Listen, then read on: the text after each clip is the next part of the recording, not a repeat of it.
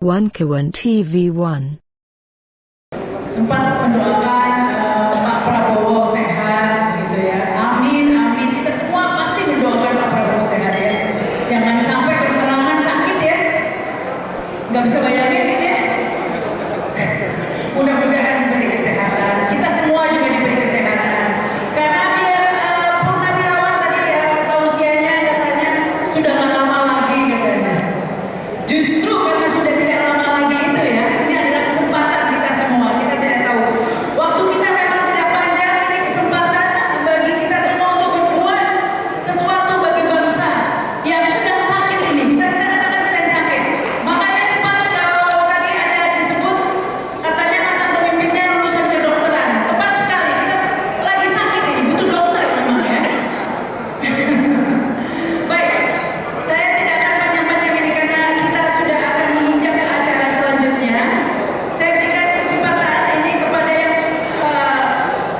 punya gawe lah ini yang dalam acara ini, menggelar acara ini untuk memberi sambutan lah tuan rumahnya ya. Kepada Letjen Marinir Purnawirawan Soeharto, saya persilahkan untuk menyampaikan sambutan. Jabatan lahir beliau adalah Irjen Kemenhan tahun 1999 hingga 2002. Silakan ini Pak Soeharto.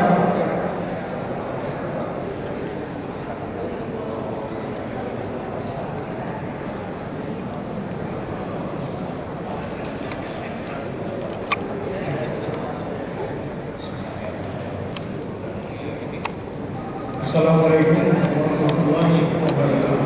Waalaikumsalam warahmatullahi wabarakatuh.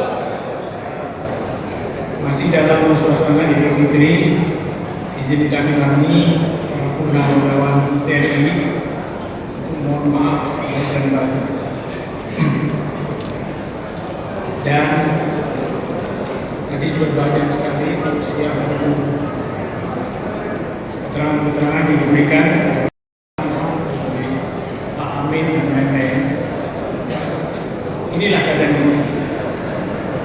Tempat ini kita adakan bisa beberapa kali pindah. Saya tidak tahu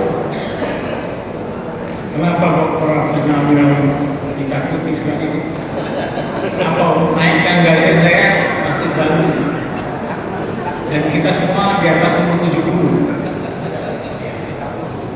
Jadi kami pindah-pindah seolah-olah kami merasa seperti kayak negara dekat itu tidak. Kami masih seperti yang lalu, kami masih seperti yang dulu, tidak berubah. Kami merupakan bagian dari rakyat. Oleh karenanya, kumpulnya di sini untuk menyampaikan hal-hal yang berkaitan dengan kebenaran.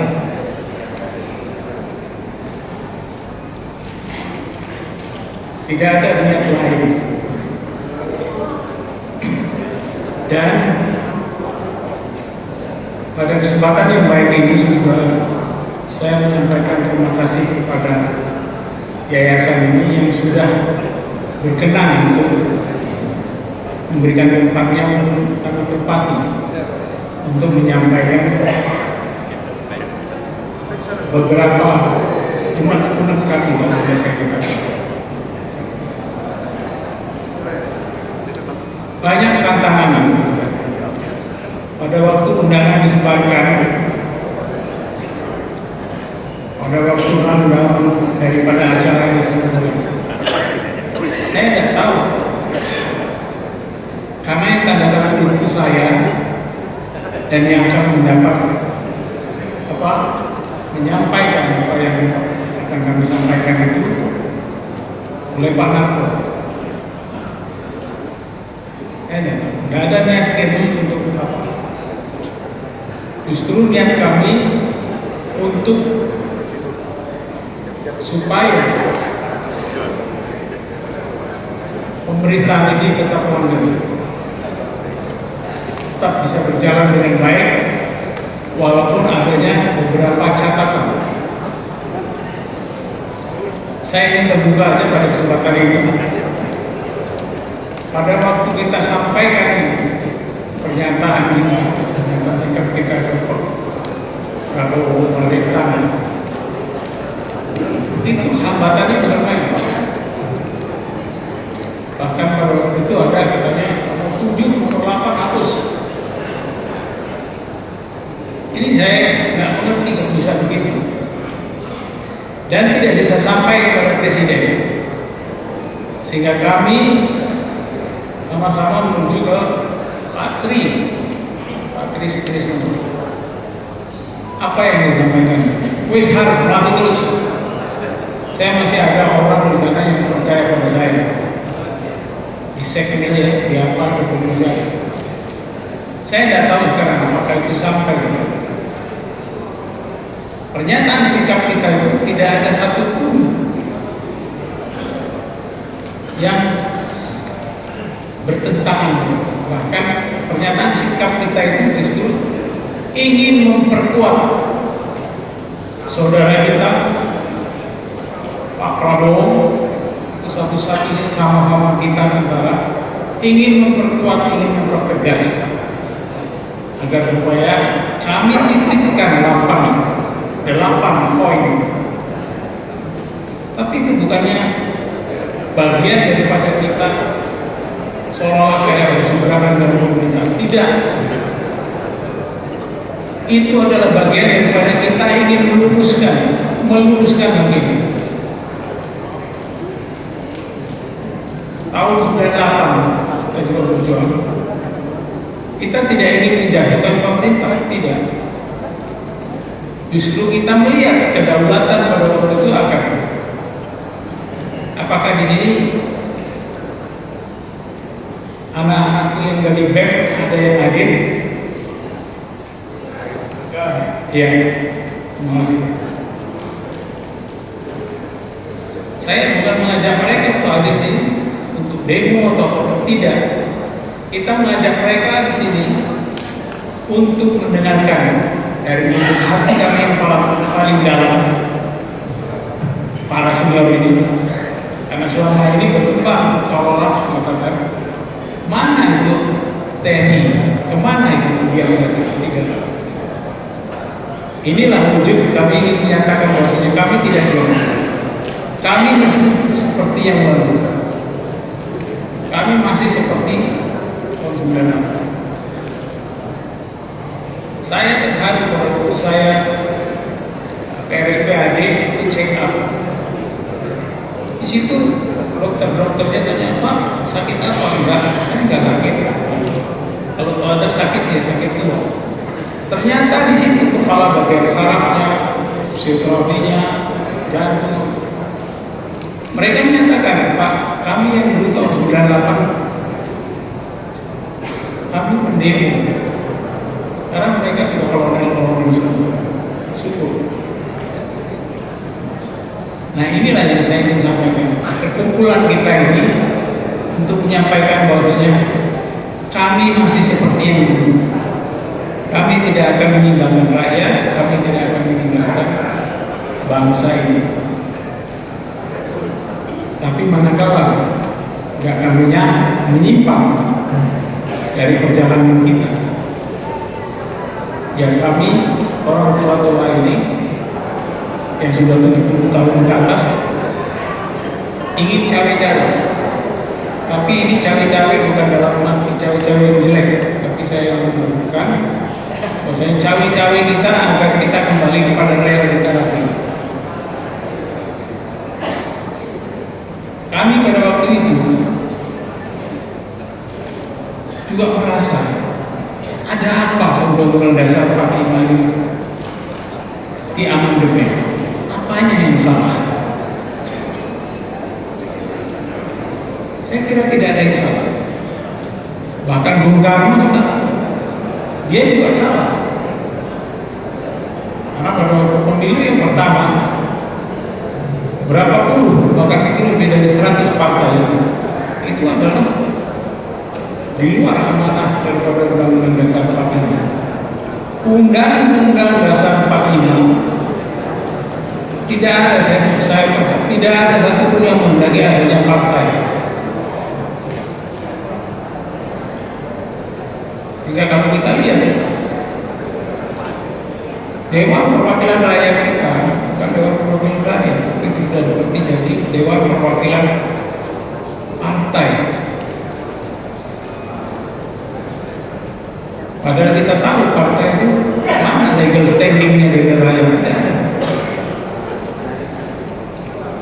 Semua didirikan oleh mereka-mereka yang rajin dan kita tahu semua tujuannya. Nah inilah yang ingin kami luruskan. Mari kita luruskan, mari kita kembalikan kedaulatan rakyat. Ini, jadi dalam usia kami yang senja ini, inilah keinginan kami untuk kita kembali kepada rel kita yang sebenarnya.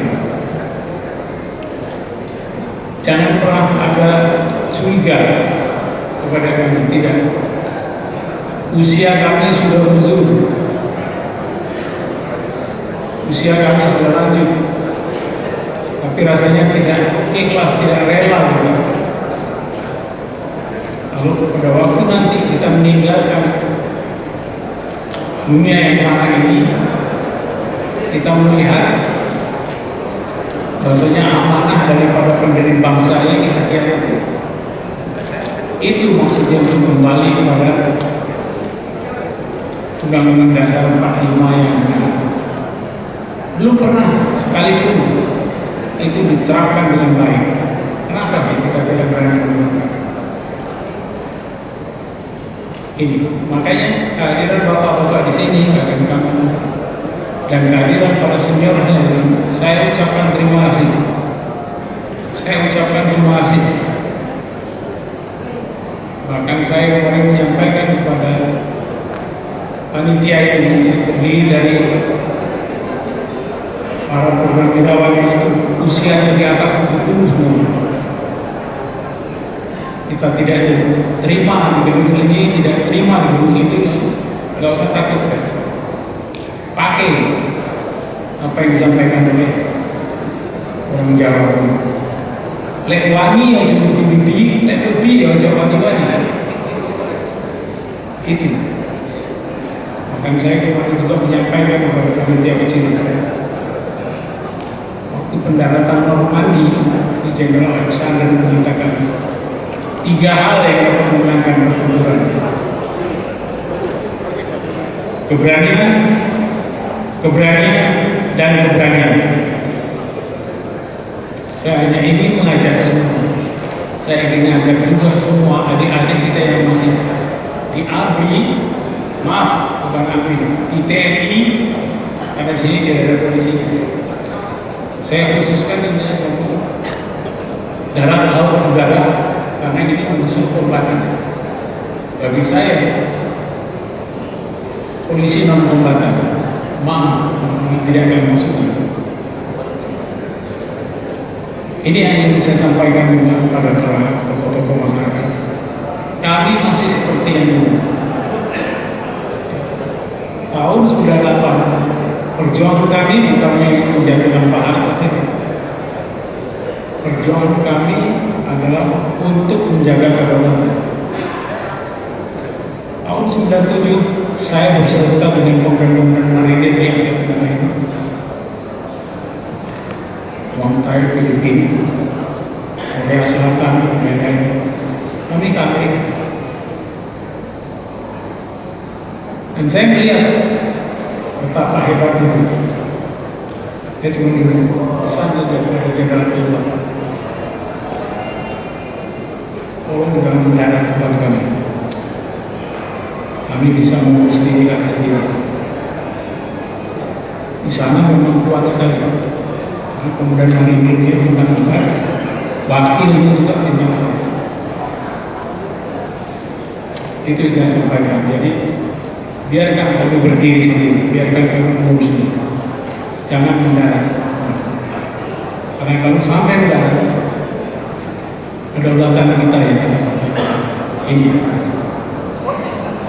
Jadi kita kumpul di sini bukan apa-apa. Kita hanya ingin menyampaikan unek-unek kita ingin menyampaikan bagaimana suara rakyat. Saya sangat berterima kasih di sini Pak Saidi datang yang mendampingi ini semua rakyat Banten untuk mempertahankan kedaulatan mereka.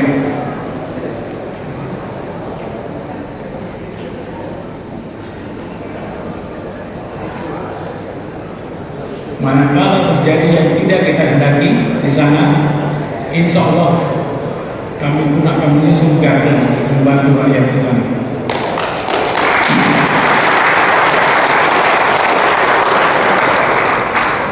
Saya kira mungkin ini yang ingin saya sampaikan. Saya tidak tahu dari panitia apakah sudah memperbanyak 8 usulan kita, 8 tanggapan kita untuk laporan ini. Sebetulnya bukan 8, 9. Tapi karena yang ke-9 ini baru disusulkan, jadi tidak akan belum sempat kami masukkan di sini. Saya tidak tahu panitia apakah sudah dibuatkan kopi daripada usulan kita. Dia semuanya tahu. Tidak ada yang salah dari keinginan kita. Terima kasih. Semoga Tuhan beserta kita dalam pertemuan ini maupun kegiatan kita. Dan juga saya terima kasih, saya melihat banyak sekali teman-teman dari tokoh-tokoh masyarakat yang hadir, yang ikut peduli dengan apa yang kami sampaikan. Semoga ini ke depannya bisa memberikan pencerahan bagi kita semua apa yang harus kita lakukan. Wassalamualaikum warahmatullahi wabarakatuh. Waalaikumsalam warahmatullahi wabarakatuh. Luar biasa Pak Soeharto. Sekali lagi kita berikan tepuk tangan untuk Pak Soeharto.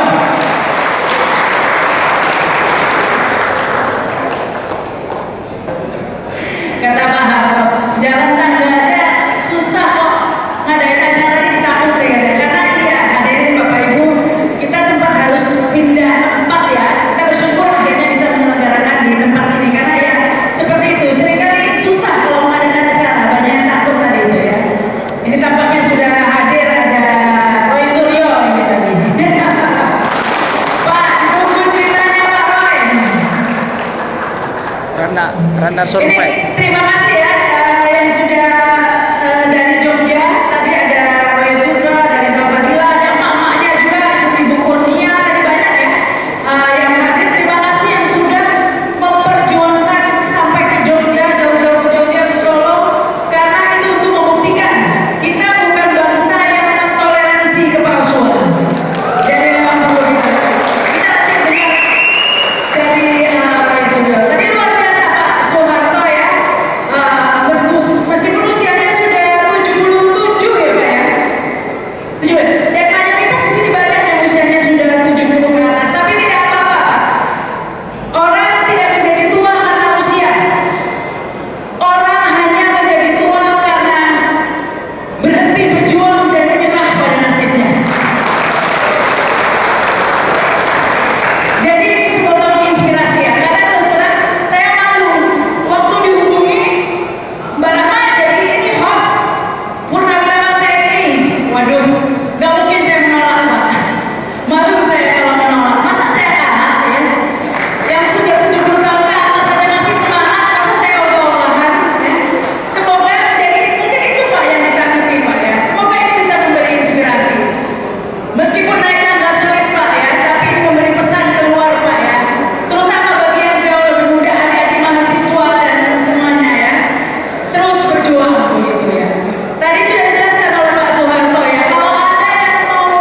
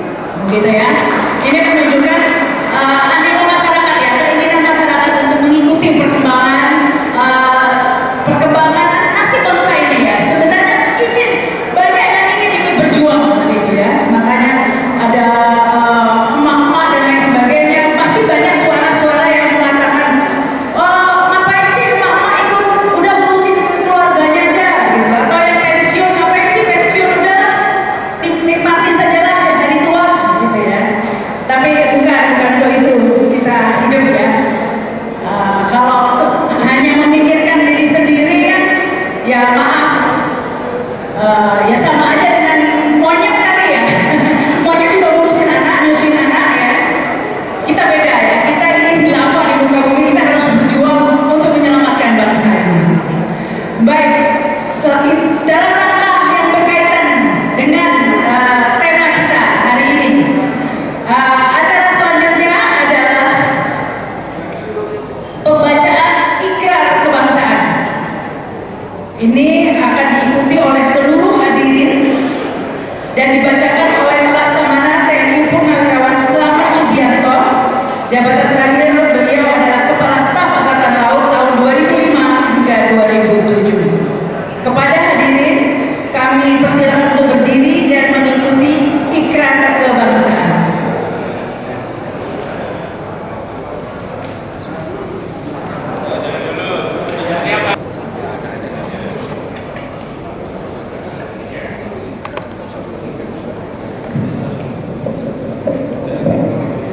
Mohon duduk dulu, menurut.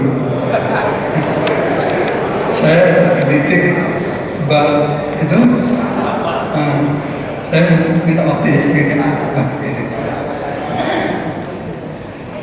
Saya tergelitik untuk menyampaikan sesuatu yang perlu kita tahu semua.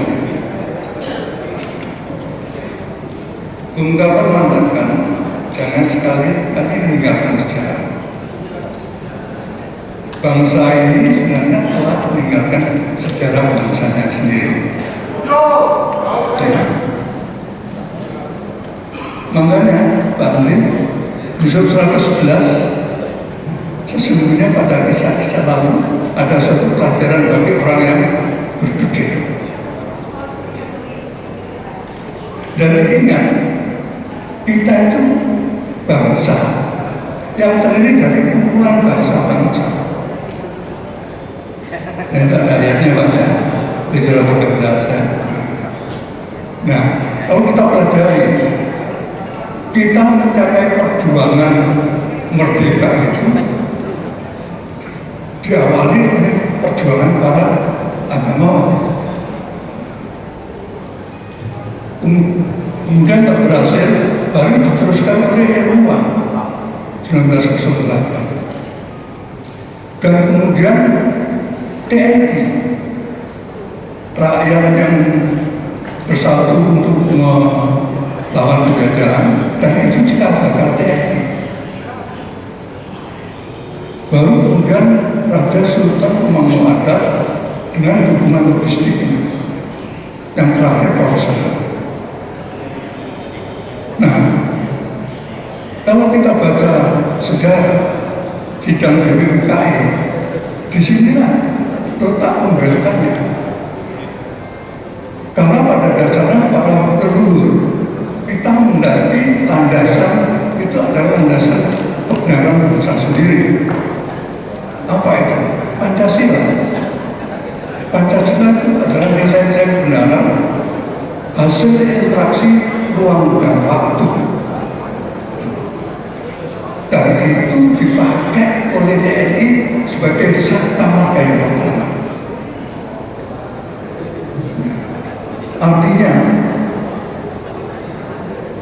TNI setiap perilaku dan tindakannya harus atas dasar kebenaran agama. Sila pertama.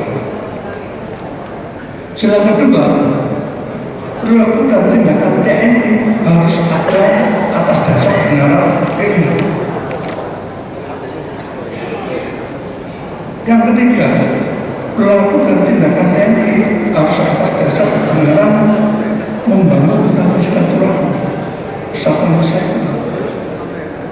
Yang kedua, landasan TNI harus atas dasar kebenaran etika dan budaya bangsa. Yang kelima, harus atas dasar kebenaran profesi. Itulah yang dibebankan pada TNI.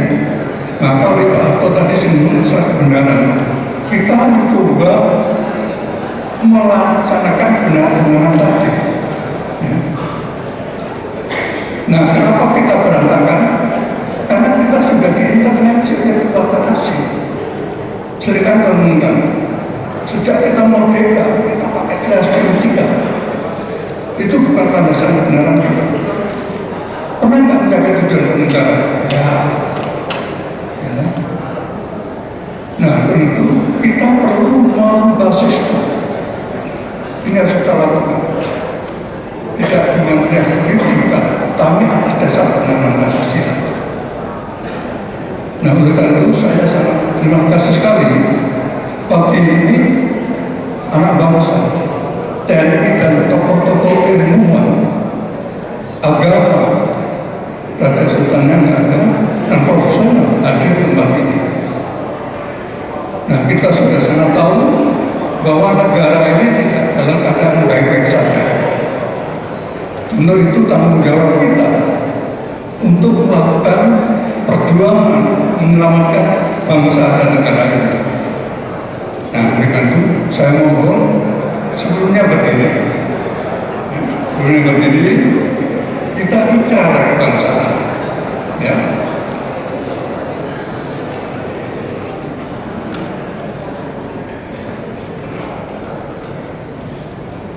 Supaya lebih mantap, maka tangan kita angkat ke atas. Oke, ikuti kata-kata saya. Kami bersumpah. Kami bersumpah demi negeri ini. Negara Kesatuan Republik Indonesia. Satu.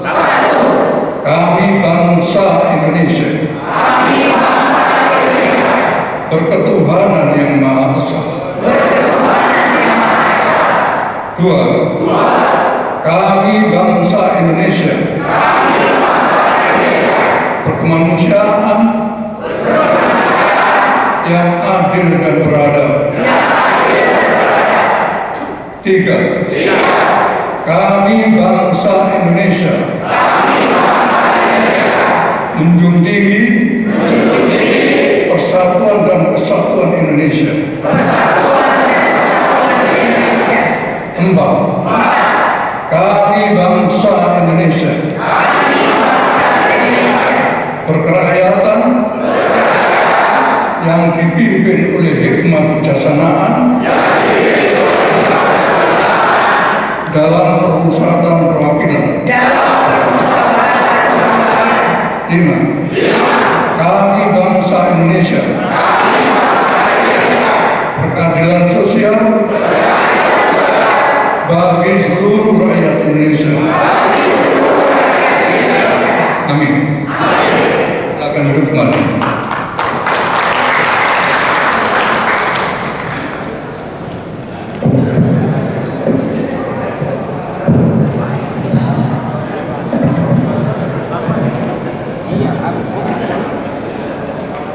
Baik, terima kasih Pak Slamet Subianto. Itulah tadi pembacaan ikrar kebangsaan ya, mengingatkan kita kembali ya tentang ikrar kita kepada Pancasila. Selanjutnya kita juga akan masih banyak acara ya hari ini, karena ini kesempatan kita kumpul bersama. Apalagi tamu-tamu yang hadir di sini ini kelas berat semua ya. Ada Ustaz Hosin ini.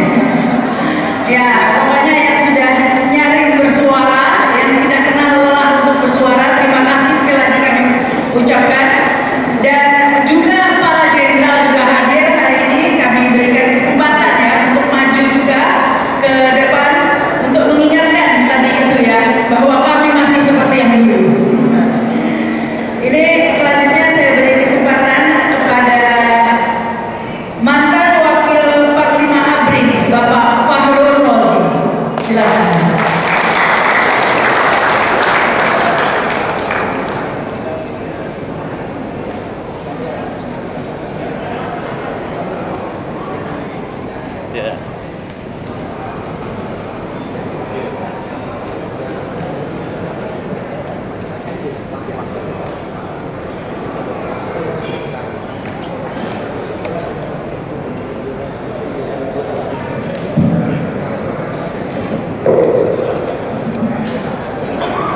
Assalamualaikum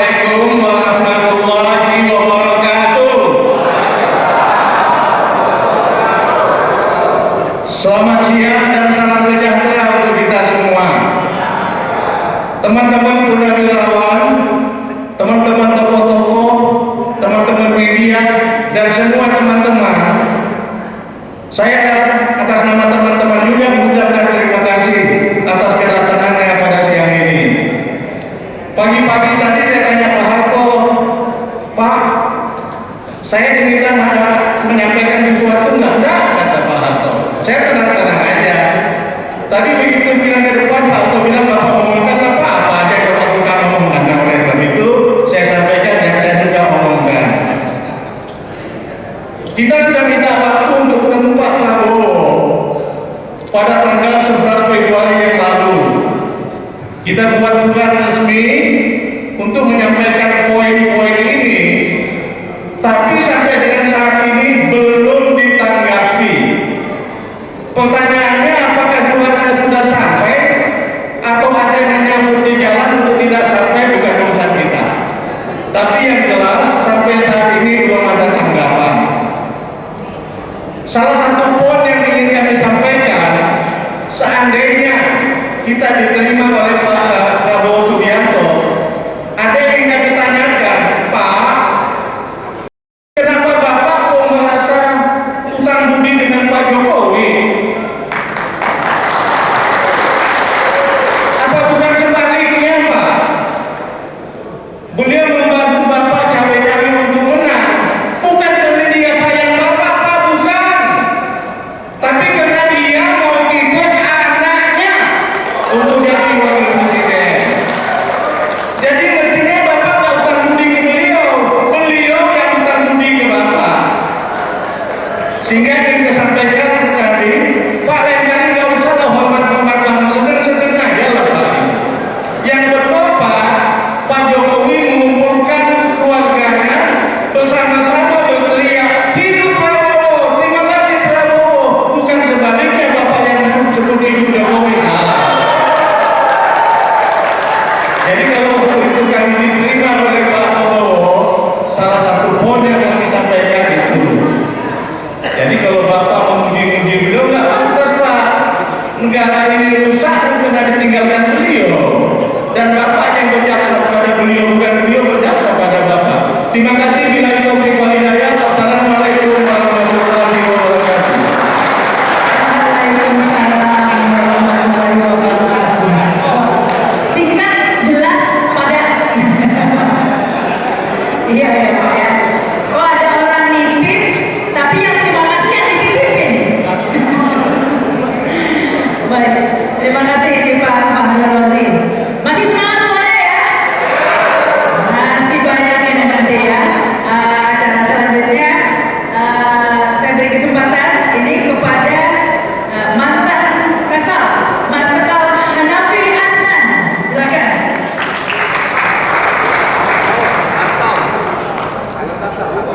Kasal, mantan Kasal. Maaf. Asli Kasal.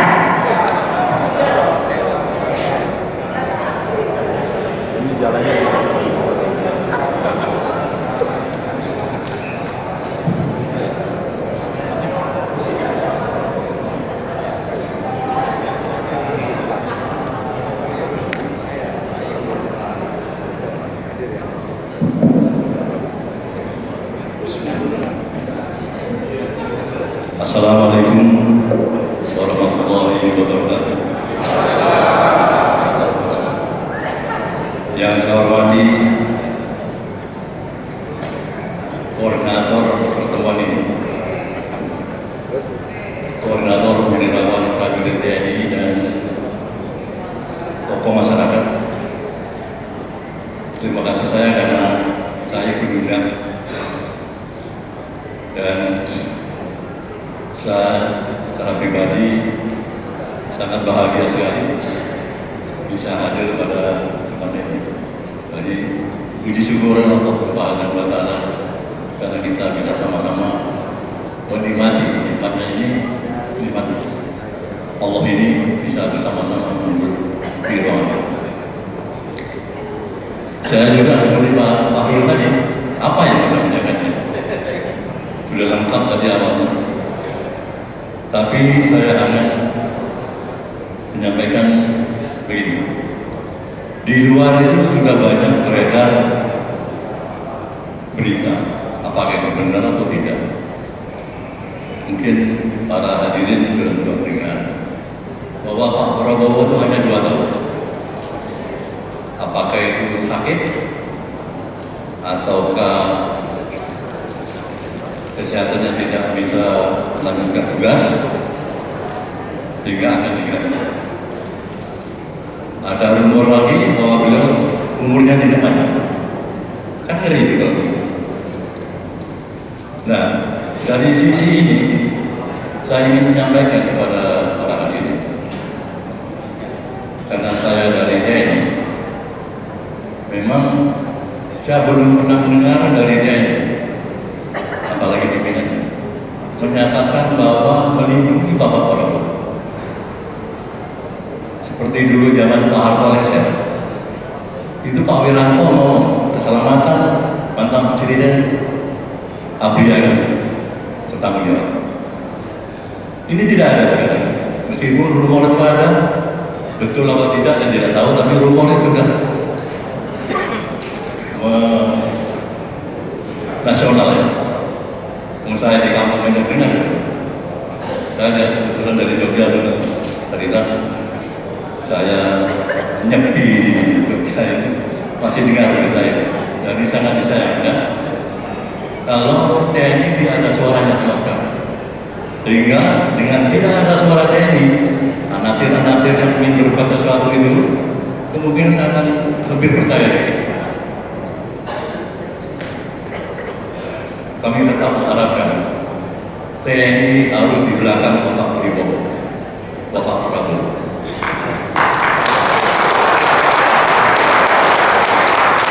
Apalagi kita yang mudah-mudahan jelas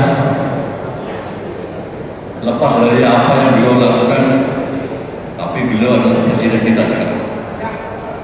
Dan TNI akan menghormati jabatannya. Saya tadi kemarin tanya, kenapa Parcok tidak ikut? Ternyata Parcok dianggap oleh kita ya, di luar barisan. Banyak menyimpang dan dibiarkan saja. Jadi tidak satunya kata sama tugasnya. Tugasnya adalah tertib hukum, tapi sebaliknya.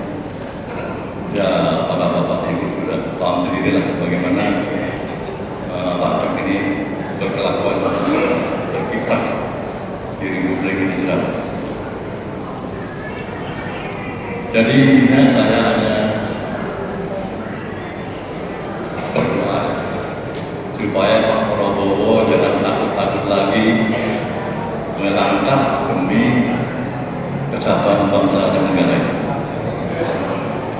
Lepaskanlah rasa terima kasih yang kembali tadi, seperti Pak Lalu kita katakan, lepaskanlah perasaan itu karena beliau adalah dipilih dan sudah akan menjadi presiden kita. Dan kita ini Purnawirawan maksudnya ada di belakang beliau. Jangan takut. Mari sama-sama menghadapi hal yang kurang mengenakan dan langkah-langkahnya sudah kelihatan tidak menguntungkan bagi federasi kita selanjutnya. Demikian Bapak sekalian, mohon maaf hanya sekilas saja dan mohon maaf wabillahi taufiq wal hidayah. Assalamualaikum warahmatullahi wabarakatuh.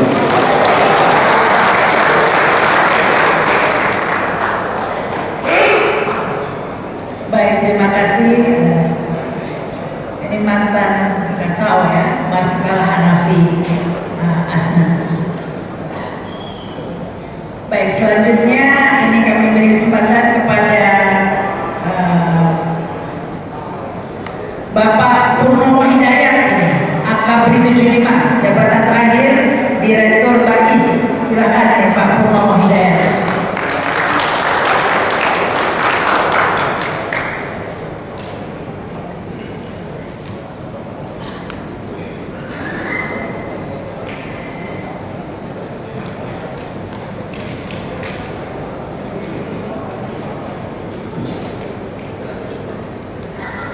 Assalamualaikum warahmatullahi wabarakatuh. Yang pertama, mari kita panjatkan puji syukur kepada Allah yang Maha Kuasa bahwa kita semua, baik purnawirawan maupun tokoh-tokoh masyarakat, bisa kumpul di tempat ini dalam keadaan sehat, dalam rangka menatap keadaan bangsa ini ke depan. Kebetulan saya diminta oleh panitia untuk berbicara, dan kalau kita lihat tulisan di belakang saya, silaturahmi purnawirawan prajurit. Sebagai prajurit tentunya kita tidak akan berhenti untuk berjuang sampai kita mendapatkan tembakan salju. Apapun yang terjadi, tadi senior sudah sampaikan, kita akan menjaga negara ini, menjaga keutuhan ini. Kita lah pemilik negeri ini. Kita bukan indekos di tempat ini. Kedua, kita juga ingin kebersamaan antara purnawirawan TNI dan tokoh-tokoh masyarakat. Kita tidak boleh nanti dipisah, tidak boleh, tidak boleh. Sekarang ada upaya bagaimana memisahkan kekuatan antara TNI, purnawirawan, dan rakyat. Tidak boleh terjadi. Kita pemilik negeri ini, kita harus pertahankan republik ini. Betul? Baik.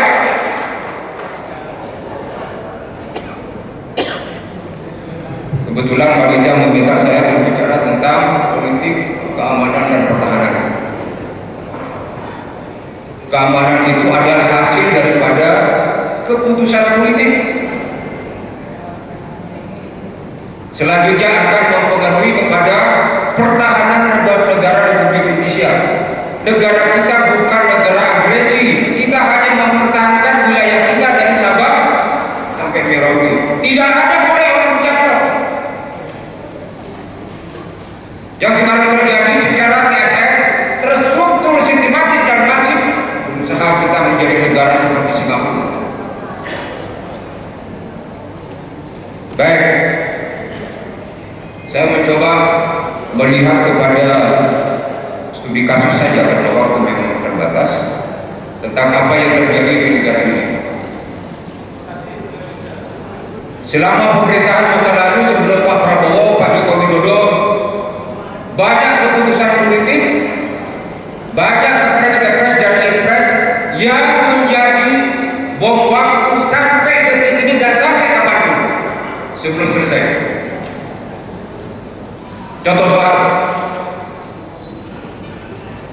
masalah kepres, impres dan impres terhadap bantuan keluarga besar PKI. Saya menyayangkan kepada seorang presiden, Pak Jokowi waktu itu tidak melihat sejarah. Tidak ada orang Islam, tidak ada tokoh masyarakat yang membunuh PKI duluan, tidak ada. Ini banyak orang Jawa Timur nih, Ustaz Kurniawan. Dan sekarang dibalik-balik, yang mendapat bantuan adalah orang-orang PKI. Korban-korban yang karena PKI tidak dapat apa-apa. Yang kedua, ada hal lagi yang sampai sekarang menjadi masalah di Republik ini. Keputusan pemerintah tentang proyek strategis nasional. Hak-hak rakyat tidak ada lagi yang diperhatikan. Contoh soal masalah PIK maupun 1 maupun 2. Kebetulan ini banyak teman-teman dari saya, ada Ustaz Husinuddin, kita sering ketemu di lapangan dan teman-teman yang lain. Mari kita lihat sejenak. Kok laut bisa dikampling-kampling jadi sertifikat itu di mana? Selanjutnya, hasil reklamasi dijadikan tempat atau perumahan yang istimewa, yang besar, yang mewah. Presiden Prabowo sudah menyampaikan, tidak boleh ada negara dalam negara, tidak boleh ada perumahan eksklusif. Yang sayangnya, pelaksanaan di lapangan sepertinya Presiden Prabowo hanya teriak di tengah padang pasir. Betul? Baik.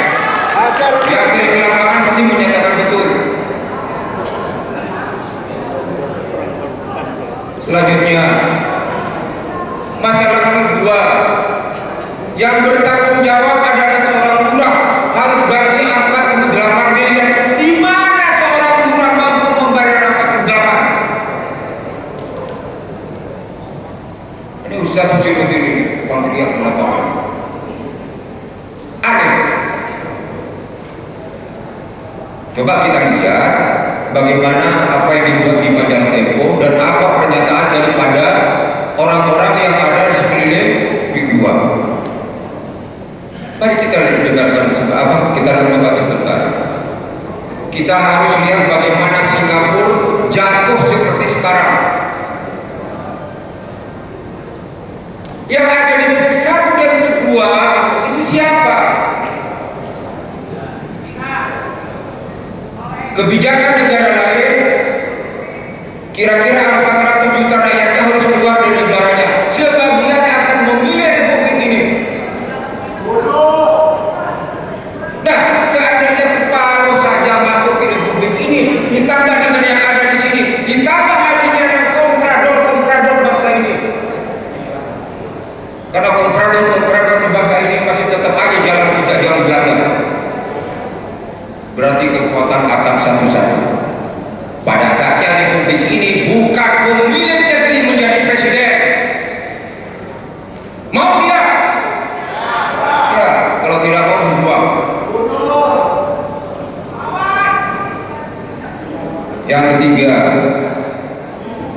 masalah proyek strategis nasional kebanyakan adalah memberikan kerugian terhadap rakyat. Hak-hak rakyat tidak diperhatikan.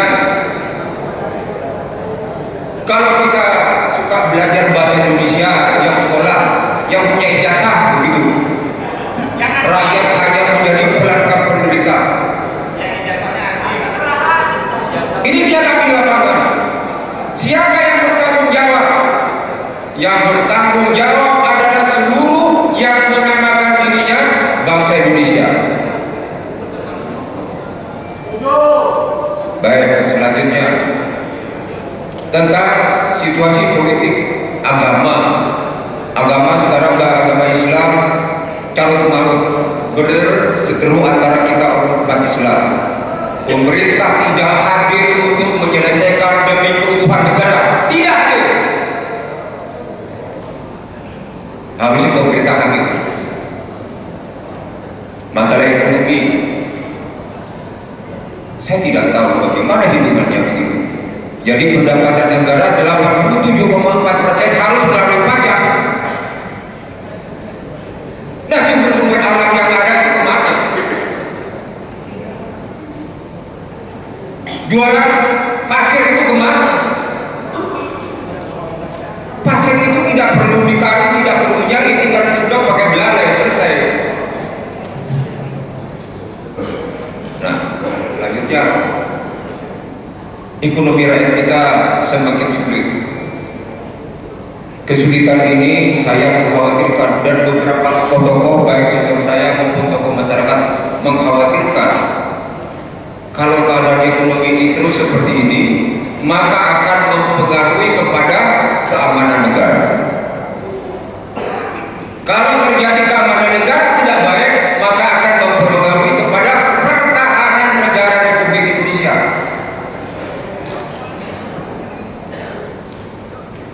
Nah, tadi saya sudah sampaikan, kita berharap banyak kepada Presiden Prabowo untuk tidak ragu-ragu bertindak. Kami para purnawirawan, kami para masyarakat ini yang ada di sini juga semua siap untuk mendukung Prabowo. Tegaslah demi kepentingan bangsa dan negara. Tidak usah ragu-ragu, tidak usah takut. Keraguan, ketakutan itu akan memperbesar kemampuan pihak lawan untuk berbuat untuk kita. Negara sudah tidak baik, dalam kondisi yang sangat tidak baik. Baik, sebagai akhir kata saya akan sampaikan sebuah lagu kepada Pak Prabowo. Moga-moga lagu ini walaupun sepotong diingat oleh siapapun pejabat negara ini. Jangan biarkan rakyat hidup sendiri.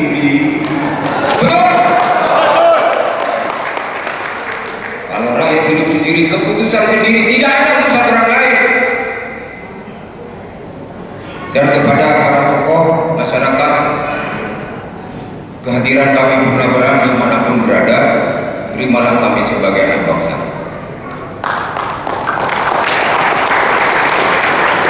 Prajurit tidak akan berhenti berjuang sampai dapat tembakan satu. Betul? Betul sekali. Assalamualaikum warahmatullahi wabarakatuh. Waalaikumsalam warahmatullahi wabarakatuh. Tepuk tangan untuk Bapak Purnomo Hidayat, Angkatan ABRI 75. Saya baru lahir itu, Pak. Baik, kesempatan selanjutnya hadirin inilah Bapak Bastian Umar, jabatan terakhir staf ahli Gubernur Lemhanas. Silakan Bapak Bastian Umar.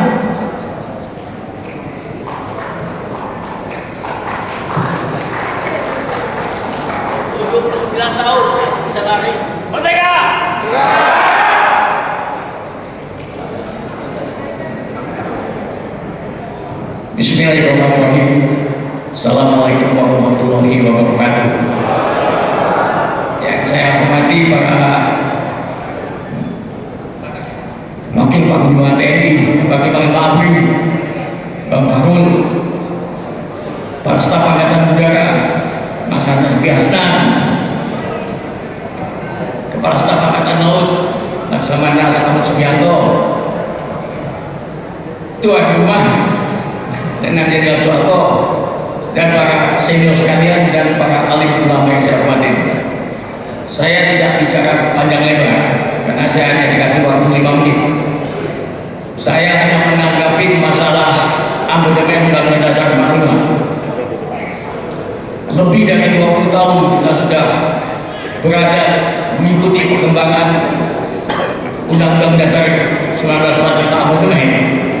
Saya lihat banyak sekali yang harus kita usulkan untuk segera dibenahi.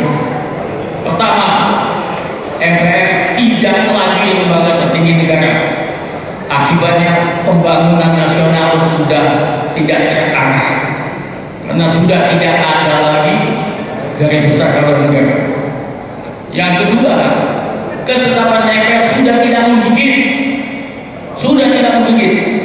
terutama ketetapan MPRS nomor 25 tahun 66 tentang larangan komunis dan seluruh ajaran-ajarannya. Apalagi muncul keputusan Presiden tahun 2022 dan instruksi Presiden tahun 2023 di mana PKI sebagai korban dan negara wajib untuk memberi kompensasi. Ini sangat menyakiti hati, sangat menyakiti hati bangsa Indonesia. Bagaimana dengan keluarga-keluarga kita yang pahlawan revolusi?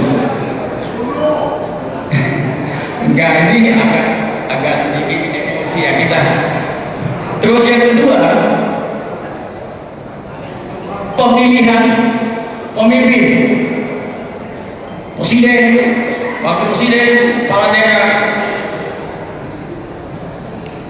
dipilih langsung oleh rakyat, diusulkan oleh partai politik atau gabungan partai politik. Di sini terjadi NPWP, nomor biro, wani biro, sehingga akibatnya hanya orang-orang yang punya uang yang dapat mengusulkan diri menjadi kandidat, bukan orang-orang yang mempunyai program baik untuk negara ini. Begitu dia terpilih, apa yang terjadi? Mau tidak mau dia akan mengembalikan segala biaya yang telah dia keluarkan. Disinilah munculnya koruptor. Yang ketiga tadi sudah disinggung Pak Amin, masalah sumber kekayaan alam. Sumber kekayaan alam kita sangat banyak, sangat kaya. Seharusnya kalau dikelola dengan benar, rakyat Indonesia yang 270 juta ini tidak perlu bayar pajak untuk mengisi APBN. Tapi karena pengelolaannya yang tidak jelas. Akibat amandemen mendasar, apa yang terjadi? Munculnya kaum oligarki. Kaum oligarki. Nah, ini yang agak sedikit, mungkin ini saran, tapi saran pribadi, bolehlah saya ikut nama saran forum Purnawirawan Prajurit TNI masalah rancangan undang-undang TNI dan rancangan undang-undang Polri. Polisi, kalau rancangan undang-undang TNI kita Purnawirawan rasanya kita tidak ada masalah. Itu hanya masalah payung hukum aja yang sampai ini belum ada. Tapi mungkin sedikitnya perlu kita kritisi supaya dalam pembinaan TNI tidak terjadi penumpukan. Karena saya dengar undang-undang yang sudah diketok tapi belum ditandatangani itu ada Pati bintang 1 masa pensiunnya tambah 1 tahun, Pati bintang 2 masa pensiunnya tambah 2 tahun, Pati bintang 3 masa pensiunnya tambah 3 tahun, Pati bintang 4 masa pensiunnya tambah 4 tahun. Kalau itu berlaku, sudah diberlakukan, maaf, saya ngambil contoh Kepala Staf Angkatan Laut. Kalau lihat dari tahun lahirnya, pada bulan Juni 2025 dia sudah pensiun. Tapi kalau ini sudah diberlakukan, beliau akan pensiun ditambah 6 tahun lagi, Juni 2031.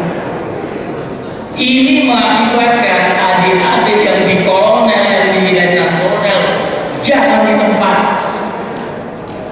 Nah, ini perlu saya rasa kita ikut meminta bagaimana teknik pelaksanaan eksekusi ini. Yang kedua, masalah Polri. Polri ASN. ASN berada di mana-mana. Padahal undang-undang Polri itu jelas. Kalau dia tidak bertugas di institusi Polri, mungkin bapak-bapak lebih tahu pasal berapa. Saya nggak hafal pasal.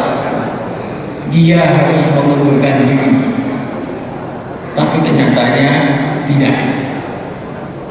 Nah, ini yang kita perlu sarankan kepada Bapak Presiden. Jadi intinya yang saya bicara sekitar 5 menit atau lebih sedikit ini, mungkin intinya kita berharap kepada Bapak Presiden segera kembali Undang-Undang Dasar 1945. Gimana Pak?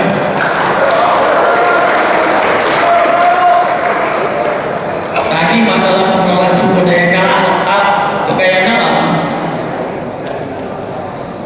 banyak tenaga kerja asing, terutama tenaga kerja Cina, ya Pak Said, sampai hari ini tidak satu pun mereka pulang. Apa itu artinya? Padahal semua yang dia kerjakan di sini, tenaga kerja kita yang saat ini pengangguran bisa mengerjakan itu. Jadi kami menyarankan kalau kita setuju, juga tenaga kerja asing Cina secara bertahap dikembalikan, diganti dengan tenaga kerja kita yang saat ini menurun. Boleh itu? Bisa kan? Nah, semua yang akan kita sampaikan nanti, intinya nanti akan dibacakan oleh Mas Sunarko. Jadi itulah kita berkumpul di sini, bahwa kita Forum Purnawirawan Prajurit TNI tidak diam-diam aja melihat kondisi situasi yang telah Bapak-Bapak sampaikan tadi. Ini yang bisa saya sampaikan. Terima kasih. Wabillahi taufiq wal hidayah. Wassalamualaikum warahmatullahi wabarakatuh.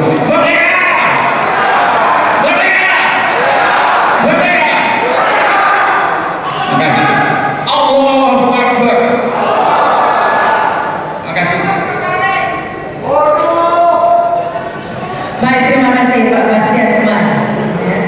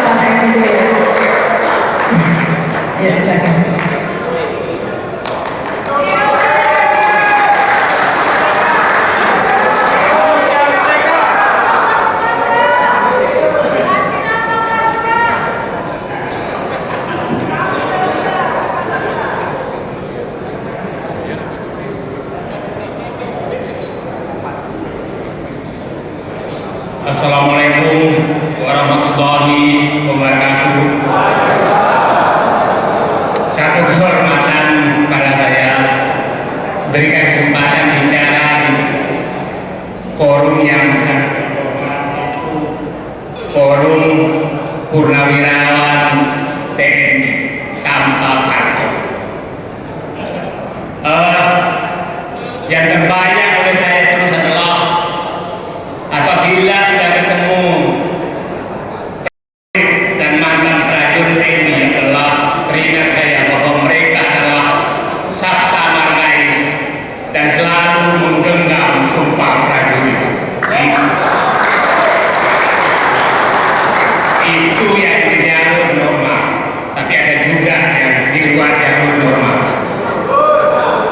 Ya saya pikir dalam ruang ini jalur normal semua. Pada kesempatan ini sebenarnya saya ingin menggunakan untuk mengingatkan kepada Presiden Prabowo bahwa bangsa ini sangat mengharapkan Bapak memimpin bangsa ini di jalan yang benar. Ada 4 hal tanda yang kita harapkan bahwa beliau memimpin bangsa ini dengan di jalan yang benar adalah: 1. Berhenti berselingkuh dengan Solo dan oligarki. Itu syarat pertama. Apabila perselingkuhan Solo dan oligarki dengan Presiden Prabowo berlanjut, maka bangsa ini bisa masuk ke jurang. Itu syarat yang kita ingatkan kepada Pak Prabowo. Hentikan perselingkuhan dengan Solo dan oligarki. Sangat clear, Bapak-bapak setuju saya pikir. Kami semua masyarakat sipil dan purnawirawan TNI di jalur normal akan berada di balik belakang Bapak dan berada di depan Bapak untuk menyelamatkan bangsa ini apabila Bapak Presiden Prabowo menunjukkan bahwa dia betul-betul menjadi presiden tanpa perselingkuhan dengan Solo dan oligarki.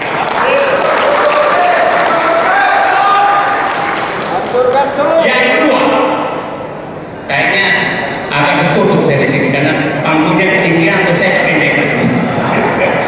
Yang kedua adalah sudah sering sekali omong-omong tentang korupsi, tapi faktanya di lapangan tidak jalan.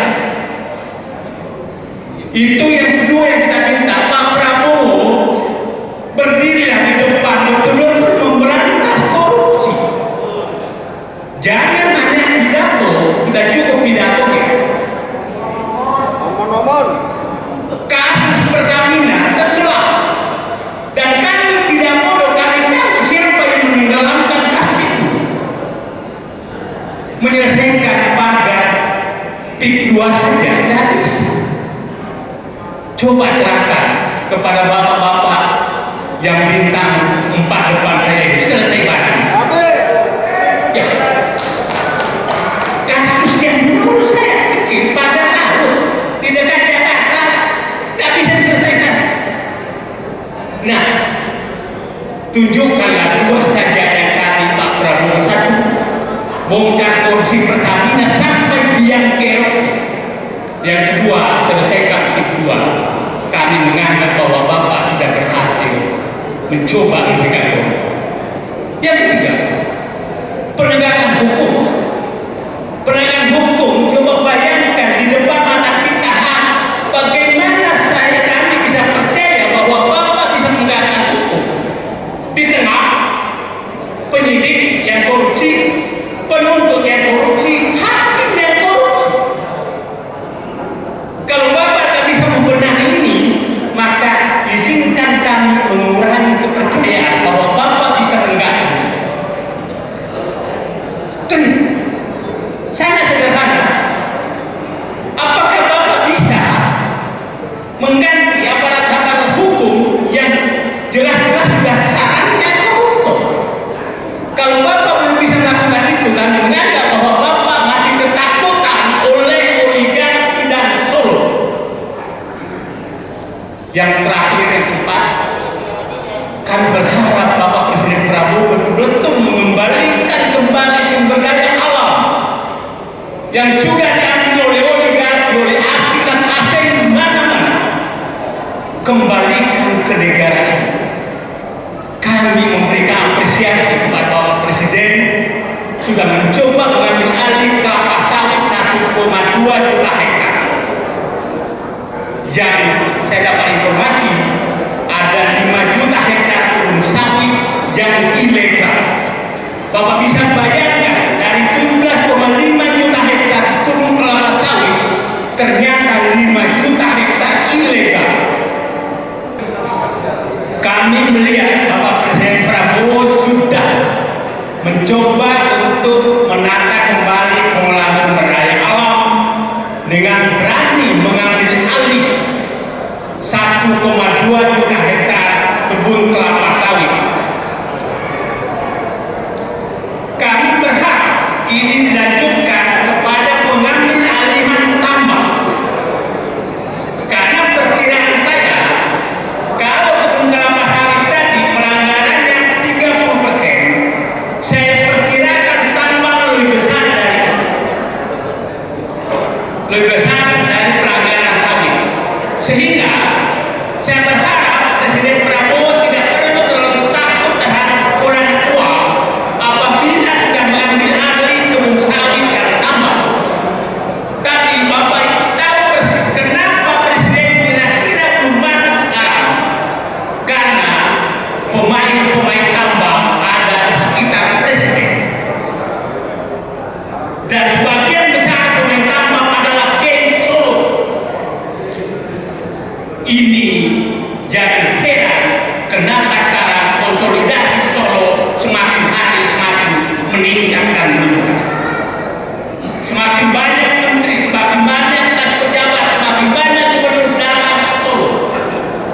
Bapak dari TNI bisa membayangkan, saya sipil tidak bisa membayangkan bahwa seorang Pangdam diajak oleh gubernur menghadap ke mantan presiden.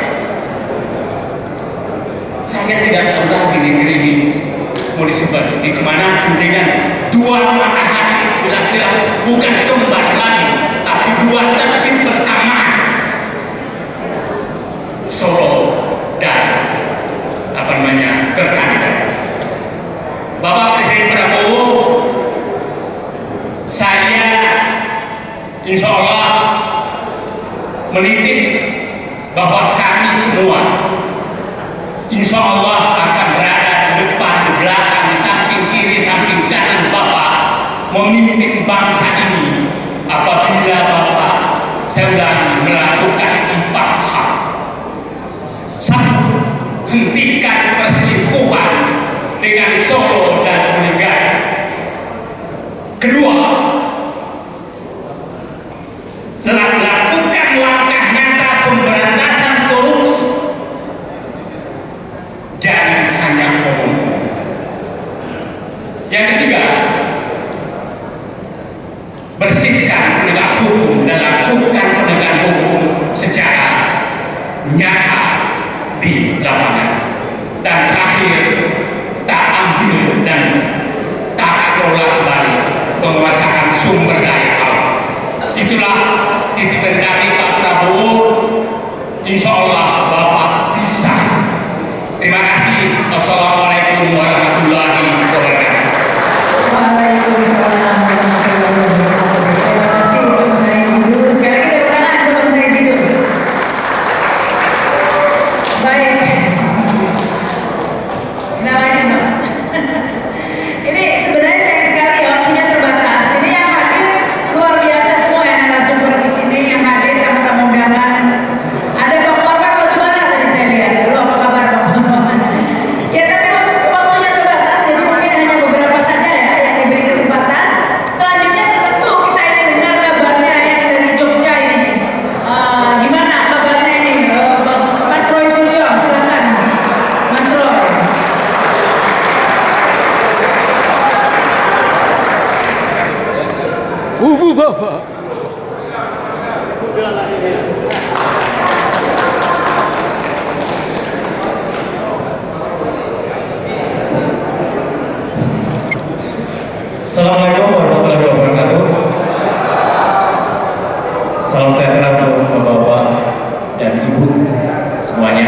Pertama-tama saya merasa sangat terharu dan sangat-sangat merasa dihormati karena bisa hadir di depan bapak-bapak semuanya yang luar biasa. Tepuk tangan bapak-bapak dan ibu semuanya. Saya sebenarnya bukan orang lain. Almarhum ayah saya itu juga seorang prajurit. Hanya saja memang beliau tidak masuk ke TNI karena dulu adalah TP atau Tentara Remaja ex-Brigade 317 yang ada di Yogyakarta. Singkat kata, bapak dan ibu semua, saya hanya ingin sampaikan saja kemarin bahwa alhamdulillah kami sudah sampai, dan meskipun memang ada kendala yang membuat rombongan besar dari TPPA itu terhambat atau dihambat di tengah jalan, karena ya Pak Rizal, kendaraannya mengalami kendala, misalkan ya kecelakaan itu di depan, tapi semuanya dihambat, sehingga rombongan dari Pak Rizal, Pak Dita, kemudian dari Ibu itu juga tidak bisa masuk ya. Dan kami bertiga, saya, Dr. Resmond dan juga Dr. Resmond dan Dr. Tifa yang harus masuk. Kesimpulannya jelas, sesuai dengan apa yang sudah sering saya aturkan kepada ibu dan bapak melalui media atau melalui berbagai kanal kita. Skripsi daripada Jokowi adalah sangat diragukan. Banyak kepalsuan. Di dalamnya tidak ada lembar pengesahan, tidak ada tanda tangan pengujian, dan hurufnya pun berbeda dengan yang ada. Saya alhamdulillah, meskipun UGM sempat menolak awalnya, dan mereka mengatakan ini dilindungi oleh undang-undang keterbukaan informasi publik. Saya hanya ingatkan, mohon izin, dulu ketika Undang-Undang Nomor 14 tahun 2008 itu dibuat, saya kebetulan yang ikut mengawalnya di DPR di Komisi 1. Dan saya sebutkan pasal 17 yang dikecualikan itu tidak termasuk skripsi, bahkan tidak termasuk ijazah. Kalau daftar nilai ya itu boleh, hanya dibuka nanti pengadilan.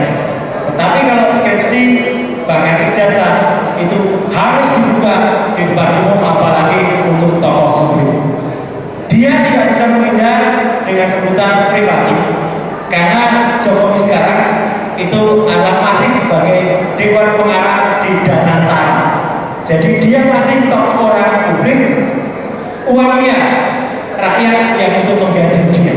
Jadi kewajiban UGM untuk membuka skripsi dalam terbuka, sehingga catatan saya tetap sama.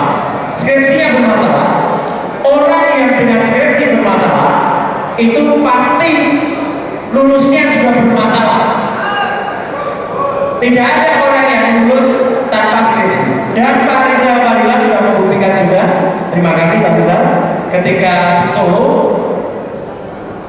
mau dan akhirnya diterima oleh Jokowi, tapi menurut saya pelecehan, tidak diberikan sama sekali. Dan semakin melecehkan lagi, setelah rombongan TPPA itu balik kanan, dia menunjukkan kepada para wartawan. Tapi ini membuat semakin kita curiga, karena Jokowi membalikkan iklim kita ke masa dulu, masa jahiliyah. Wartawan tidak boleh memotret, wartawan tidak boleh merekam, bahkan semua alat termasuk handphone itu dikumpulkan dulu di luar. Kamera handphone tidak boleh masuk, kemudian Jokowi akan menunjukkan. Siapa bisa percaya kalau ada tunjukkan itu? Wartawan juga tidak bisa buat kesaksian kalau hanya berdasarkan pikiran saja. Jadi Bapak dan Ibu, kita tegaskan bahwa kita akan tetap kejar ijazah palsu itu dan juga semua yang palsu.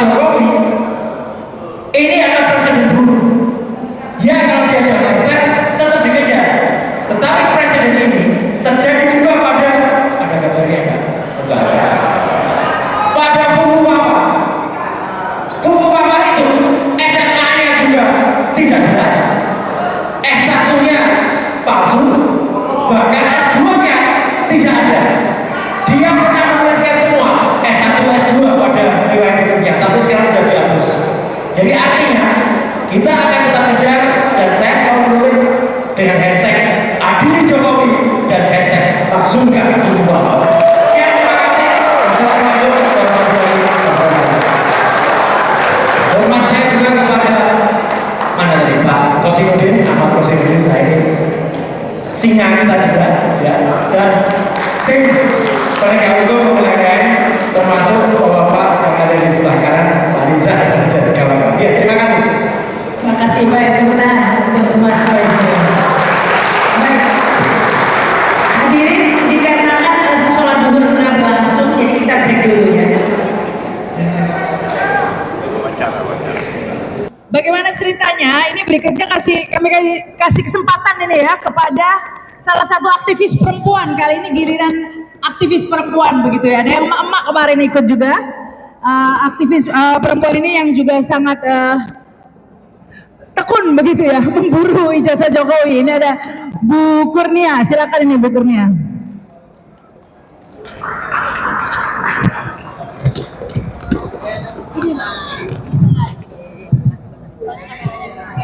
Assalamualaikum warahmatullahi wabarakatuh.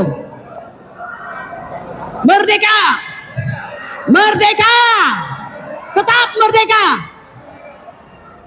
Bapak Ibu sekalian, assalamu ala asrofil anbiya wal mursalin wa ala alihi wa ashabihi ajmain. Pertama-tama tetap kita mengucapkan puji syukur kehadirat Allah Subhanahu wa taala bahwa pada hari ini kami semua elemen masyarakat ya yang bukan tentu saja purnawirawan TNI diundang untuk hadir dalam silaturahmi purnawirawan TNI dan para tokoh. Selawat beriring salam tidak lupa kita haturkan kepada junjungan kita Nabi besar Muhammad Sallallahu Alaihi Wasallam. Bapak Ibu, sebelum saya masuk ke bagian yang boleh saya sampaikan, saya ingin menyampaikan cinta saya kepada TNI agar kiranya walaupun bapak-bapak para jenderal yang kami cintai ini telah menjadi purnawirawan, tetapi di dalam dadanya tetap ada persatuan nasionalisme untuk tetap memperjuangkan kedaulatan negara Republik Indonesia. Merdeka! Bapak Ibu sekalian, ini waktunya nggak banyak ya. Saya mewakili TPUA ini ya, Tim Pembela Ulama dan Aktivis, di mana ada di situ Wakil Presiden TPUA kami, Bang Rizal Fadilah, yang kebetulan kemarin mungkin secara langsung atau tidak langsung, ini saya juga nggak boleh kegeeran ya, barangkali masyarakat sudah paham, kami bertiga, yaitu Bang Rizal Fadilah, Abang Damai Hari Lubis, dan saya sendiri Kurniati Royani, diterima di Fakultas Kehutanan UGM, juga selanjutnya diterima oleh Bapak Joko Widodo, mantan Presiden 2 periode Republik Indonesia. Kami ingin menyampaikan ini adalah bagian dari kerja keras semua anggota tim TPUA, tim pembela ulama dan aktivis di bawah pimpinan Profesor Dr. Insinyur Egy Sujana Mastal SHMSI, serta didukung dengan para emak-emak radikal akan tapi soleha yang hebat mereka selama ini ya, aksi memperjuangkan tanah air Indonesia, yaitu di sana ada Forum Aksi, kemudian Partai Pemersatu Bangsa, dan juga KNPRI serta Aspirasi. Bahu-membahu dengan logistik seadanya, dengan jiwa giroh yang luar biasa, datang ke UGM untuk mempertanyakan ijazah asli daripada Bapak Joko Widodo. Bapak Ibu sekalian, kami datang ke sana dan sudah mendapatkan kepastian, mohon maaf harus kami sampaikan kepada masyarakat sebagai bentuk daripada keterbukaan publik, keterbukaan informasi publik, bahwa pihak UGM menyatakan tidak memegang ijazah mereka, sehingga harus ditanyakan langsung kepada pemiliknya. Satu hari kemudian kami langsung menghadap kepada Bapak Joko Widodo yang sungguh merupakan surprise mau menemui kami. Ya, jadi itu bukan suatu ekspektasi yang utama. Kalaupun tidak memenuhi tidak apa-apa. Yang penting kami sudah melakukan bagian kami, yaitu anak bangsa yang mencintai NKRI dan ingin terus tegaknya NKRI. Bapak Ibu sekalian, di sisi saya ini sudah ada Bapak Wakil Presiden kami Rizal Fadilah, mohon naik ke panggung ya, supaya saya bisa berbagi waktu ini ya, agar beliau bisa menyampaikan lebih banyak tentang pertemuan kami dengan, tentu saja ya, luar biasa kalau bisa bertemu mantan presiden. Nah, mungkin sayangnya ini mantan presiden yang penuh dengan kontradiksi begitu ya. Nah, silakan Bapak Rizal Fadila untuk memberikan penjelasan. Bang Rizal, kemarin itu selalu kita dimulai dengan pertanyaan siapa yang mendalilkan, dia yang membuktikan. Monggo. Ya, terima kasih. Assalamualaikum warahmatullahi wabarakatuh. Bapak-bapak, para purnawirawan dan tokoh masyarakat, pertemuan dengan Pak Jokowi pertamanya baik waktu kita bicara tentang istilah silaturahim, tapi ketika masuk ke masalah ijazah yang harus dia buktikan dan diperlihatkan, ya mulai tegang gitu ya. Karena memang esensinya dua, kita silaturahim dan sekaligus kan untuk minta Pak Jokowi menunjukkan ijazah aslinya, yang ternyata hal itu tidak bisa diperlihatkan sebagaimana kelanjutan dari berbagai momen, termasuk ketika berada di ruang pengadilan juga tidak bisa menunjukkan gitu ya. Maka mungkin konklusinya bahwa satu, tidak ada, atau dua, ada tapi palsu. Nah, Bapak-bapak, saudara-saudara sekalian, kemudian ternyata di saat itulah kita bisa melihat Joko Widodo pembohong. Di saat itu, ketika itu dia mengatakan bahwa tidak akan ditunjukkan ijazah selain perintah pengadilan. Tapi ternyata kemudian terberitakan dia menunjukkan ke wartawan. Jadi saat itu juga terbukti dia pembohong. Hanya mau oleh pengadilan diperintahkan, tapi dia menunjukkan ke wartawan, tidak menunjukkan ke kita. Itu. Dan ternyata dari menunjukkan ke wartawan itu, bahwa ijazah palsunya insya Allah terbukti. Dari mana? Karena waktu menunjukkan ijazah itu ke wartawan, wartawan tanya, ya kan?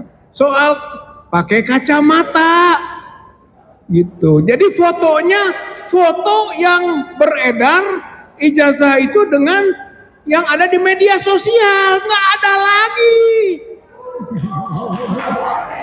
Dan ternyata yang disebut asli itu yang seperti itu. Dan itu sudah dianalisis secara saintifik oleh Dr. Rismond maupun Dr. Roy Suryo. Baik foto maupun phone face atau lain-lainnya. Bahwa kalau itu adalah ijazah aslinya, maka itu palsu. Jadi Bapak Ibu yang saya hormati, waktu di UGM terbukti skripsi palsu.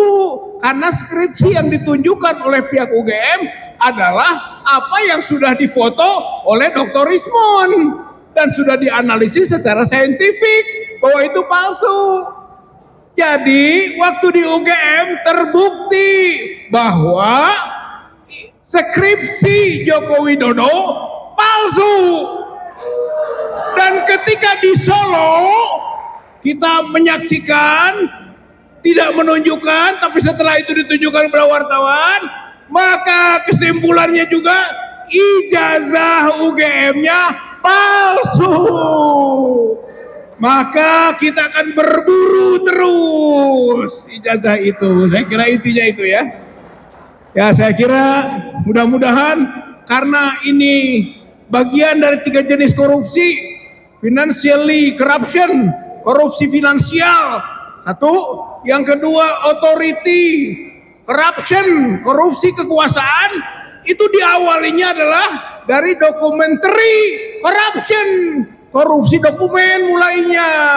Oleh karena itu mohon dukungan dari bapak-bapak sekalian, ibu-ibu sekalian, kita untuk terus berjuang membuktikan bahwa skripsi Joko Widodo palsu dan berjuang ijazah Joko Widodo palsu, sehingga nanti semua kebijakannya palsu dan Joko Widodo adalah presiden palsu. Kita pernah punya presiden palsu, maka tidak sah semua kebijakannya itu. Ini saja yang bisa saya sampaikan. Terima kasih. Assalamualaikum warahmatullahi wabarakatuh. Ya, bagian Bapak-Bapak sekalian, sekali lagi kami mempertegas, dari perjuangan ini kami membutuhkan bantuan backup dari Bapak-Bapak Purnawirawan maupun dari TNI itu sendiri. Kami ingin agar kedaulatan ada di tangan rakyat, kedaulatan ada di tangan rakyat Republik Indonesia. Karena perlu diketahui, kesulitan-kesulitan selama di perjalanan yang kami alami itu adalah fakta, di mana menuju ke UGM tersebut kami disabotase ya, seperti itu. Dan alhamdulillah semua bersinergi. Satu di antaranya ucapan terima kasih ya. Mohon maaf perlu sampaikan Ibu Dio, ya Ibu Dio sempat menolong kami dengan menelpon ke Kasat Lantas ya di daerah kilometer 185. Kami alhamdulillah bisa mengurai 4 jam daripada kemacetan. Begitu turun orang dari TPUA hanya 15 menit bisa diurai. Apakah ini sebuah keadaan yang biasa atau sudah direkayasa ya, sehingga kami terlambat untuk sampai di UGM. Saya kira demikian, kami memohon bantuan daripada TNI dan Purnawirawan untuk mempertahankan negara kesatuan Republik Indonesia merdeka. Terima kasih, Pak. Luar biasa Ibu Kurnia ya, tadi itu Fadilah juga, Rizal Fadilah juga wakil dari TPPU, karena ketuanya Egy Sujana ditahan ya, jadi akhirnya tidak ikut bertemu dengan mantan Presiden Jokowi. Baik, hadirin, kita akan segera sampai ke acara inti sebenarnya hari ini, yaitu pernyataan sikap ya dari Purnawirawan TNI. Namun sebelumnya kita beri kesempatan dulu ya kepada Pak Didin Maulana untuk menyampaikan pemikirannya. Silakan Pak Didin Maulana.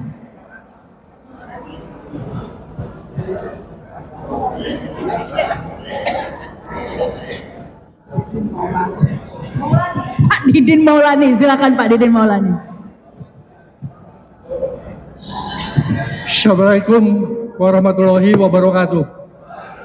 Yang terhormat Bapak-bapak, Ibu-ibu sekalian, terutama para senior Purnawirawan, Pati maupun ada yang pamen di sini. Terima kasih atas kesempatan, walaupun ini pasti kesempatannya nggak bisa terlalu panjang ya. Saya hanya ingin menambah juga, seperti tadi Pak Fahru Roji mengatakan, kalau saya ketemu Prabowo, saya ingin mengingatkan, ya kan, Anda itu adalah justru menjadi semacam pahlawan untuk anaknya Jokowi, ya. Kalau saya lebih mengatakan bahwa dikerjailah Prabowo itu dikerjai ya, untuk supaya maju ke depan demi anaknya. Nah, untuk itu saya ingin mengatakan juga, kalau ketemu Pak Prabowo, prolognya Bapak Prabowo, Bapak ini presiden paling sial. Gitu loh. Bapak presiden paling sial. Bisa duduk di istana karena dikerjain orang yang memang tidak pantas 10 tahun ya memimpin bangsa ini. Saya katakan Bapak Prabowo, Anda harus hati-hati. 10 tahun penguasa dari bangsa ini telah menjadikan Indonesia dengan lampu merah. Kita tahu di jalanan ada lampu hijau, kuning, merah. Sekarang ini sudah merah. Segalanya sudah repot. Pak Prabowo itu adalah menjadi orang paling sial. Kita bisa buktikan, saya bisa buktikan. Begitu duduk di sana, beliau sebelumnya banyak sekali keinginan.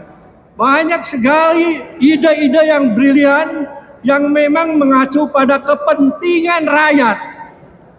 Tapi semua ide, semua keinginan itu menjadi hapus.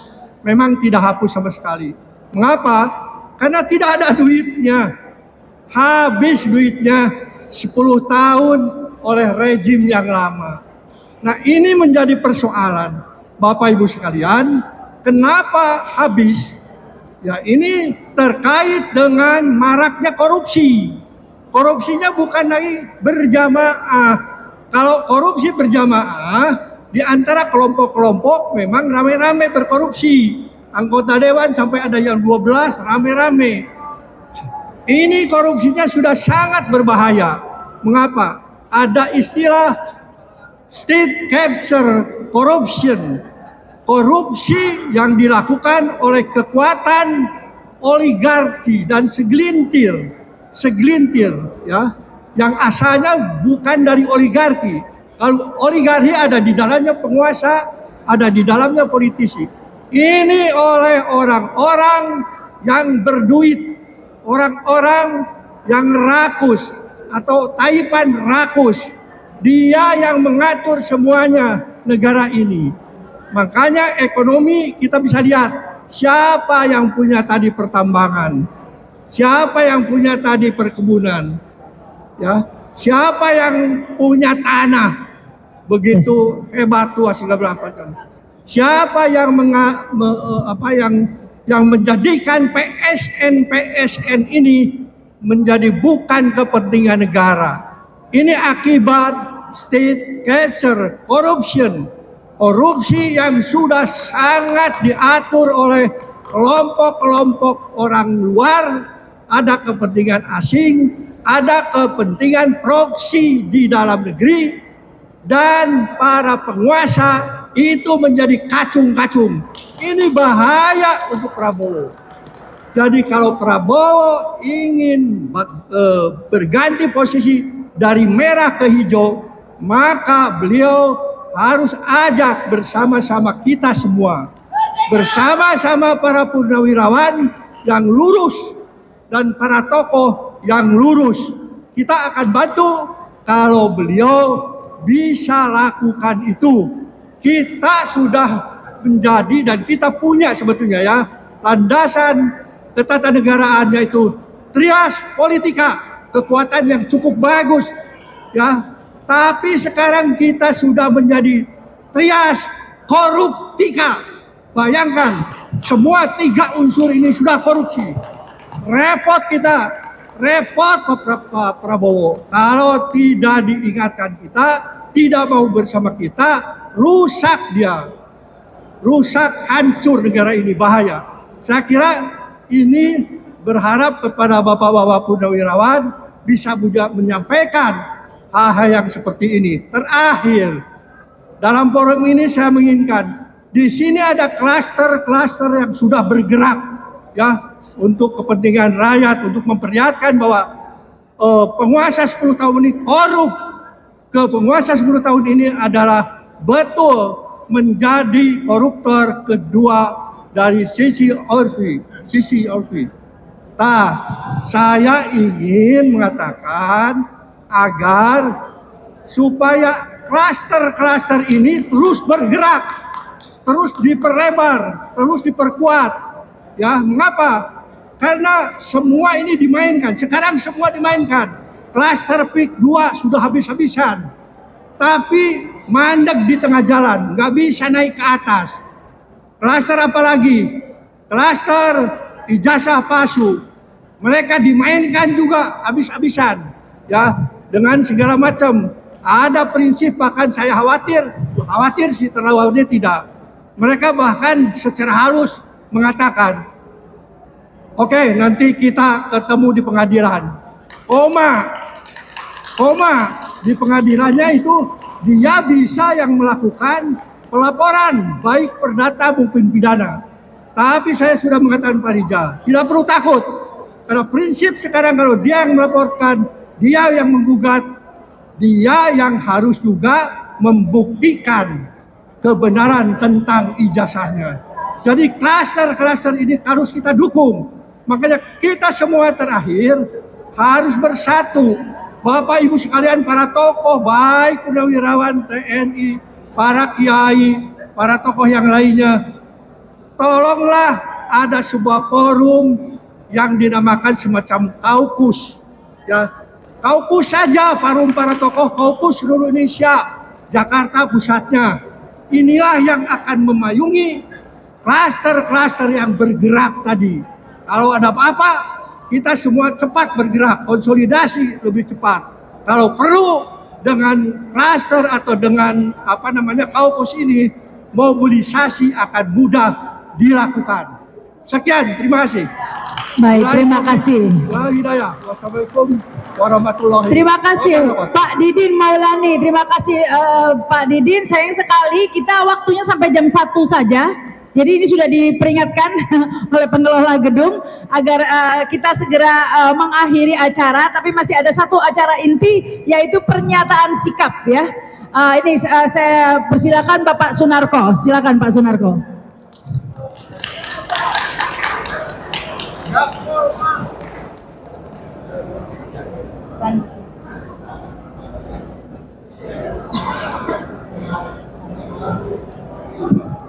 Bismillahirrahmanirrahim. Assalamualaikum warahmatullahi wabarakatuh. Salam sejahtera buat kita semua. Saya akan mewakili Forum Purnawirawan Prajurit TNI membacakan pernyataan sikap Purnawirawan Prajurit TNI.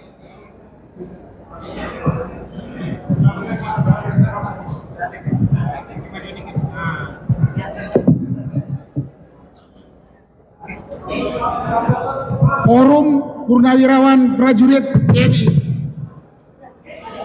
menjaga negara kesatuan Republik Indonesia dari DPD et impera dan dari disintegrasi bangsa. Pernyataan sikap Purnawirawan Prajurit TNI.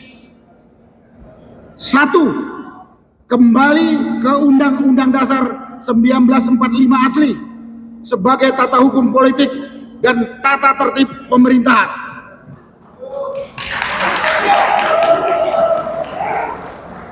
2. Mendukung program kerja Kabinet Merah Putih yang dikenal sebagai Asta Cita, kecuali untuk kelanjutan pembangunan IKN.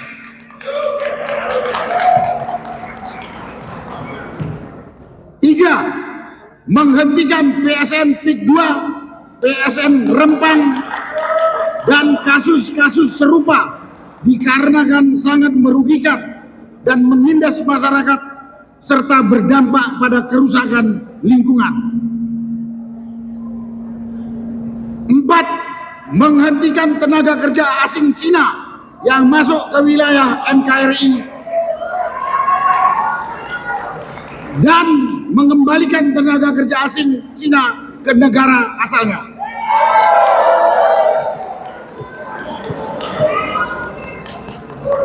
5. Pemerintah wajib melakukan penertiban pengelolaan pertambangan yang tidak sesuai dengan aturan dan Undang-Undang Dasar 1945 Pasal 33 Ayat 2 dan Ayat 3. 6. Melakukan resapel kepada para menteri yang sangat diduga telah melakukan kejahatan korupsi dan mengambil tindakan tegas kepada para pejabat dan aparat negara yang masih terikat dengan kepentingan mantan Presiden RI ke-7 Joko Widodo.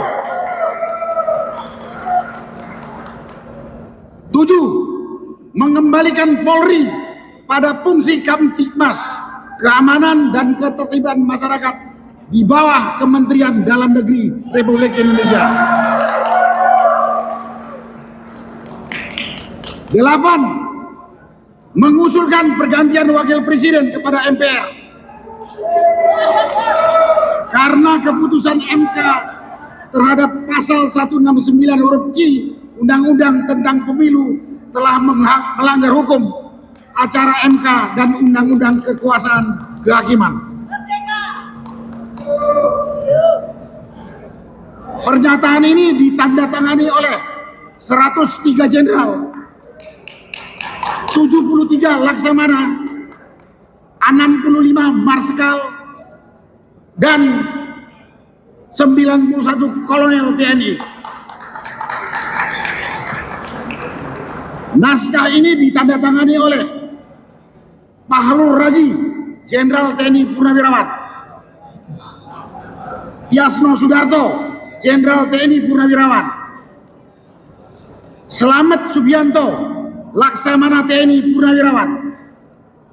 Hanafi Asnan, Marsikal TNI. Dan diketahui oleh Tri Sutresno, Jenderal TNI Purnawirawan. Selesai. Terima kasih.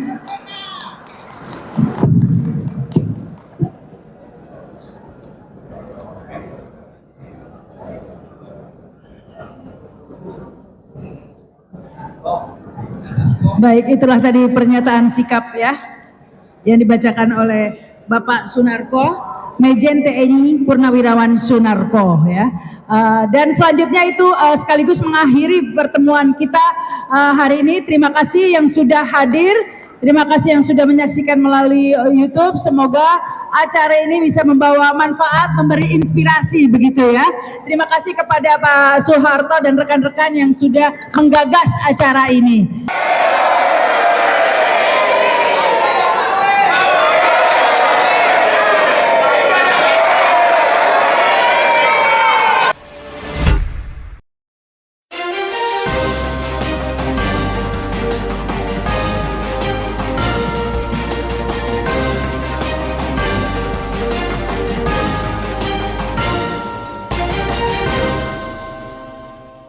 One Kawan TV 1